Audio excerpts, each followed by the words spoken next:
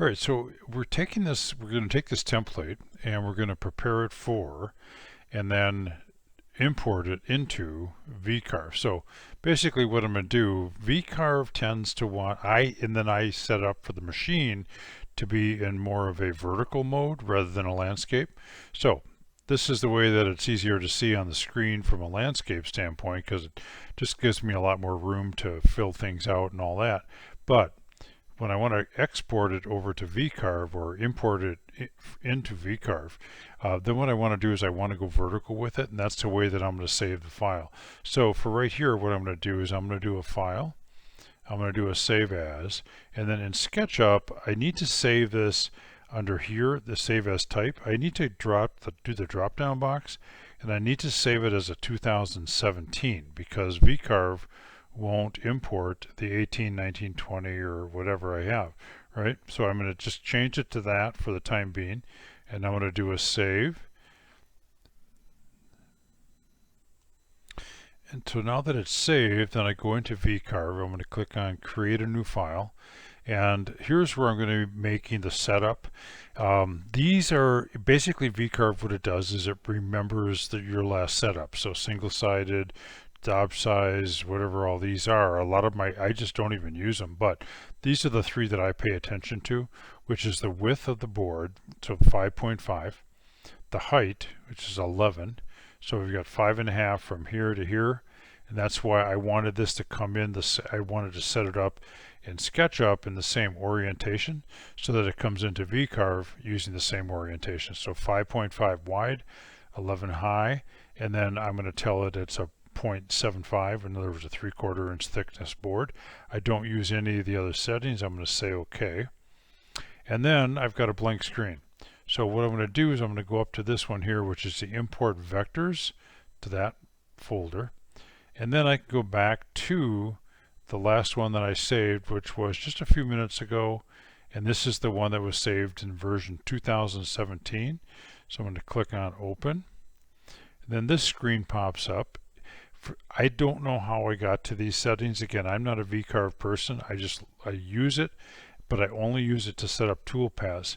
So these may or will be needed, but if I would recommend maybe doing a pause right now and then just taking a look at what these settings are, because these settings work for me, and they've just basically been a result of doing it over time. So I'm going to click on OK. That always pops up.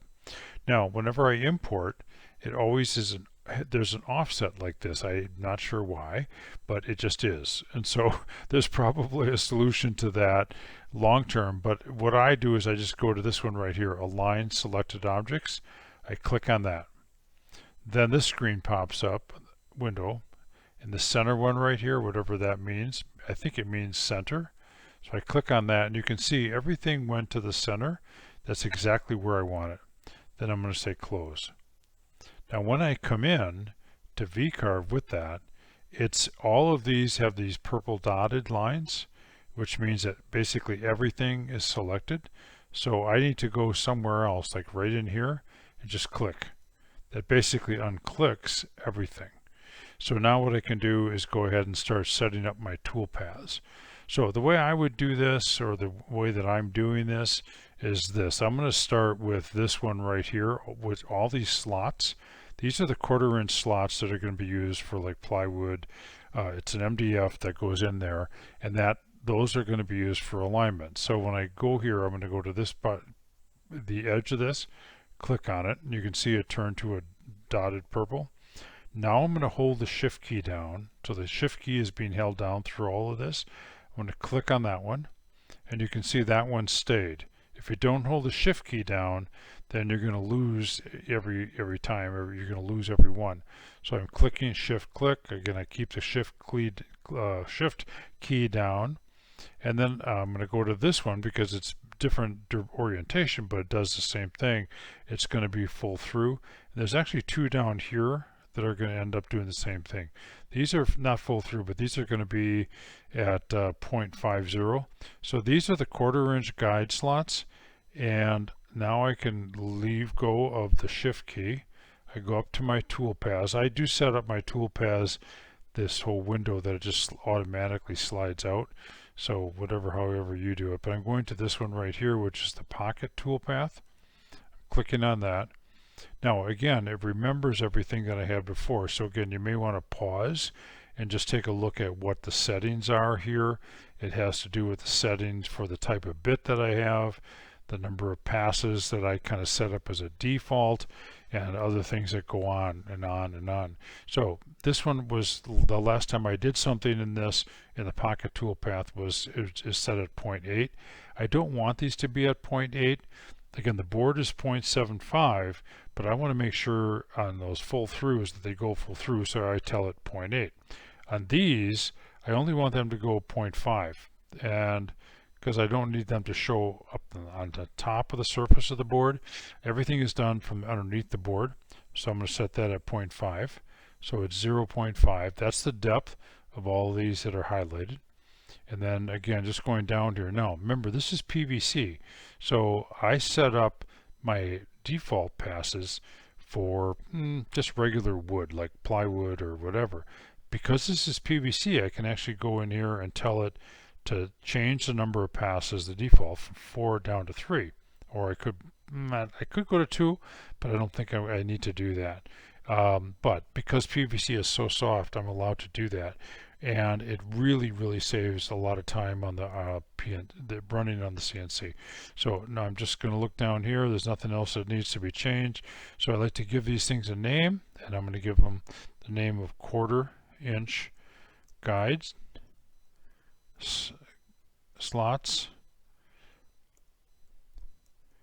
and then I use the @ symbol, and then 0.8. So that's just a reference. It doesn't do anything other than it's just a reference that I can look at later, and in case I have to go back and edit, I can find these things. Then I'm going to hit calculate. It automatically jumps over to what the looks like wood. It's a 3D view. It's this 3D view here, right? Now I don't run the tests right away. I just go right back to the 2D view, and then I can just continue on. Now when you do that, it shrinks that 2D view quite a bit and the first time. So I go up to zoom, and then I just zoom in to that board or any portion of that board, and now it just gives me a lot easier, more accurate ability to work. Now again, these were still selected from the last time. So if I go over here and I go down to this box here, unclick that, that allows me then to not have to see that. I can just click somewhere else. Again, it's still there, it's just that it's not clicked on, and that it just kind of helps me keep my sanity. So now the next thing I want to do is I'm going to go to the router holes. These are the router guide. I've got one there. I'm going to hit I'm going to hold the shift key, and I'm going to click on the edge on that one. I'm still holding shift. I click on that one. So I have these 3 selected. You can see the dotted lines. Those are all going to be full through. I did look at making tabs. There's another way you can do this where you just do the perimeter. It does not pay to bother with that because of the time, that little time that you might save on that. You end up having to eat up by cleaning out the tabs. So I just go right to that version, and then I go to again I use pocket toolpath, and then these now remember that was set up as 0.5 the last one I did where I did the slots. So now I need to change that to 0.8. Again, I'm going to go through a 0.75 board. I'm going to go to 0.8 because I have a spoil board under it. Again, number of passes. It wants to default to 6, but I'm going to go ahead and switch that to 5. Again, because it's PVC. Now, if I was doing plywood or MDF, I would not do that. In fact, I might even add passes. So now I've got everything selected. I go down to I want to name it, again, in case I have to come back. And these would be the Mortise router at 0.8. Again, just a reference that allows me to go back. Now it's going to pop up a warning, tell me that my material thickness was set up at 0.75, and I told it to go to 0.8. That's fine, I understand that. I'm going to go into the spoil board with the bit. Again, it jumps back over to the wood kind of configuration there. Now what do I want to pick on next? Again, just to maintain my sanity so I don't see all these arrows and everything else, I just go down, unclick that one, and click in here somewhere, and I'm back to basically a clean screen. Next one I want to do is this one right here. It's just this one. I'm not, and what this is a dust rim. I'll explain that or show that later. But basically it's a rim that goes part way through, and that allows a place for the dust to go when you're routing. It's just that one. And again, it's not being used down here. So I'm going to use this, which is the profile toolpath. And I set it up so that if I go to 0.5, then, and we'll show this on the later on when the router actually does it, and then we'll also show it in the preview. But basically it's going to run just the outer rim here, and it's going to make 2 or 3 passes. It's not going to dig out in here because that's already gone. I know that's gone. It is important to make sure that you do this after you do this one. You can't switch the order of those, otherwise that router bit is going to be working pretty hard. Now, because I'm only taking out basically this turns out to be 3/16, and that there's really not a lot going on there, so I can edit the passes again, and that one I feel comfortable doing at 3 passes. So I'm saying OK, and again, once in a while my screen hides there on my window, so I just have to go click on it, and this is the dust rim at 0.5. Calculate. Again, it's only showing that particular one because I turned off all the other ones, so I can go ahead and turn that one off right now too. Go back to my 2D view, and now what's next? Let's see. I go down here. I can go to these guys. I already got that. Okay, so let's just go ahead and do the peeps. So there's a peep right there, and again, if pulling the trigger on those seems a little tough, you can zoom in like that, and then again I'm going to hold the shift key in my peep here, click on that. This is not a peep, that's something else. I'll explain that in a minute, but I do have another peep down here. I want those to go full through. Now if I go back to, for reference purposes, I got back to my drawings, you can see like the red here, and the red here. Those remind me, and if I did already remember, but if I didn't remember, I could go back to this, just switch the tabs over and go, oh yeah, that's red, so that means it's full through. This one's red, full through, etc., etc. So let's go back, and I've got that selected. I have this one selected, and I have this one selected. So now I can go up to my toolpaths, pick on the pocket toolpath, and again it was 0.8 was the last time, and that's what I want to use on this one. Again, I can reduce those number of passes from my normal default. I'm going to drop it down to 5, which is fine. Say OK, and then I'm going to name it, and so the name of that are peeps at 0.8. Calculate. Again, it warns me, and then I go back to my 2D view. Remember, I'm zoomed in a little bit here, right? I'm just going to check and see if I got everything. So these were the slots that I got earlier. I already got the router thing here. I got the rim here, the dust rim. I just got the peeps, took care of those. This was a guide that I did earlier. This was a guide, this was a guide. I got all this done. These are the mortises which were part of the other mortise. So there were 3 of them. Those are full through, and those are already been calculated. So then I've got this guy here. So I clicked on it. Now I'm going to hold the shift key, click, shift, click, shift again. The shift key I'm holding down with my left hand, and I'm clicking, so I have all 5 of those selected. Now those I want to go full through, so I'm going to use the pocket toolpath, and then 0.8 is correct, and then the edit passes. Now these, because they're a 1/4 inch diameter and the bit is a 1/4 inch, that bit can just come straight down, almost like a drill bit. So I don't need 6 passes for sure. I don't even need 5, 4, or 3. I'm just going to go to 2 passes. Is basically that bit is just going to come down, and just plunge through the PVC, which it's not even going to break a sweat. So I can say OK on that, and all it does is just saves time, processing time when you're on the CNC. And then again, I'm going to name those. So what I've got there is the 1/4 inch, well, let's call it the 5 dimple holes at 0.8. So it goes full through and then some into the spoil board. Again, I get notified, which is fine. And then the only one I didn't do yet was this little guy right here. And what this one is for is it's halfway from the board is 11 inch. The template would be 5.5 by 11. 5.5 by 11 gets a little bit unwieldy once in a while. And so I found it's easier to just cut that template in half. And then I'm just going to use that half that I need. It just, and so here's basically just a mark that's going to remind me where that, I don't have to measure the mark. I mean, I could just measure it and put a pencil mark at 5.5 and then cross cut it, but that's what the heck. Let's do it this way. So I've got again, I'm going to use the pocket toolpath, but this one I only need to go to 0.125, just enough to break the surface.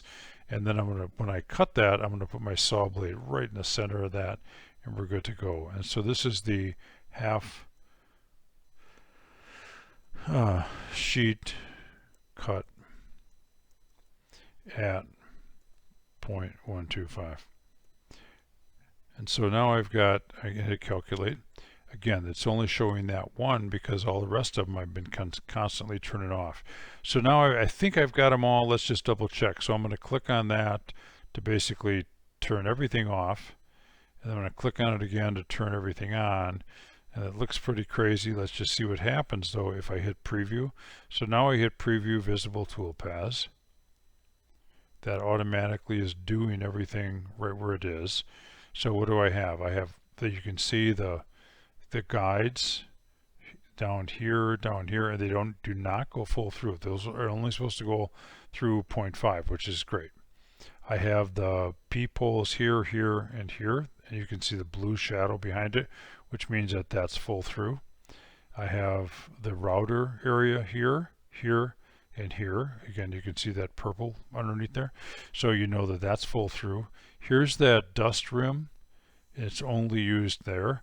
I don't use the dust rim down here because there's not enough room for it. There's too much stuff going on here. There's too tight here, and quite honestly, when this is on a board, there's actually just a little bit of clear space between the template and the end of the board so that the dust can go down in there. Plus I use a dust collector, or actually a vac or shop vac connected to the router, and that sucks up most everything anyhow.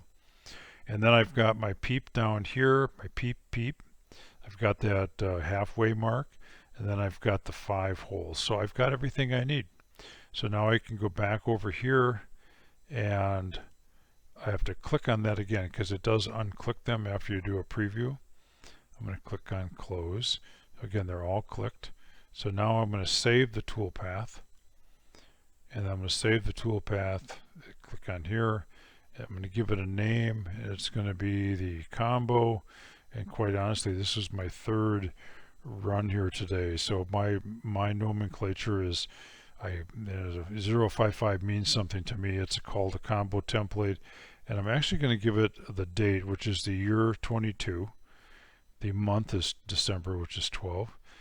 And then the date today is 04, which is the 4th of December. And then this is my first version of this new template, new guide, new file name, so 01. But there's my naming, which would be tells me a lot about what's going on, when it was done, and everything else. I'm going to click on save. So that now has saved the tap file, but now I need to save the CVS or CVRV, and I'm going to do a save as. And I have a previous name here. Again, I'm going to use the same type of nomenclature, which is the combo template, but I want to give this a date. So it's a year 22-12 is the month. The date is 04, and 01 is the version, and then now that'll save it as that, and I've got everything saved. So now all I need to do then is I can just leave that open, or I can close on it, whatever. But now what I'm going to do is I'm going to go down to my what is it, Windows Explorer, and then I'm going to put a disk in there. So I put a thumb drive in, and this is what's going to show up. Is it's a Memorex, it's a USB, and it's empty. It's completely empty. So now I would go to my documents.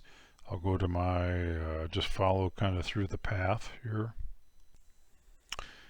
So here's the file. This is the CRV file. I don't really need to put that on a thumb drive because I don't need it out in the shop, but I am going to just click on it to save it, and that's just basically giving me a backup. But here's the one I really want, is the TAP file, the TAP, and oops, I'm going to click on that. I'm going to do as a control, hit the control key. So I click on that, so I've got two files selected, and then I'm going to save my SketchUp file on the thumb drive.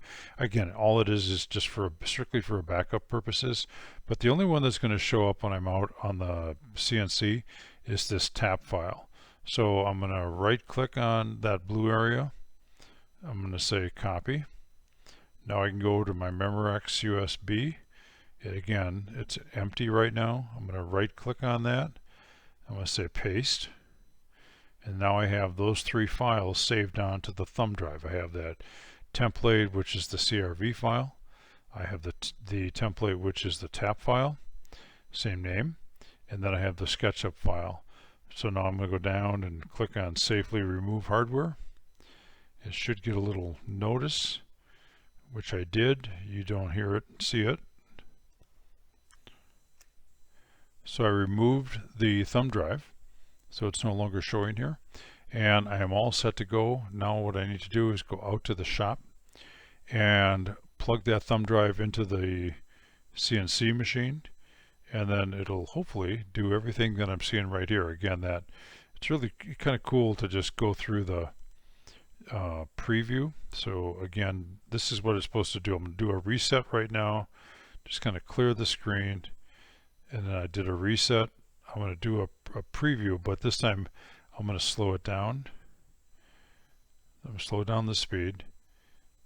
Click preview. So again, what's going on right now is it's making those, it's telling me what it's showing me what it's going to do. It's going to do those 1/4 inch slots, and it's going to do those at, and I'm not doing anything, by the way, this is doing it for me. It's going to run them through at about a half, not about, but at a 1/2 inch each. Now it's doing the mortise for, excuse me, the router area for the mortise, and that is making, I think, 5 passes. That's full through. Now it's doing one of the two that are going to do everything else for me. You can see that going on. I'll speed it up a little bit. Now it's going to do the others. And there's the dog. Looks like somebody's coming down the driveway.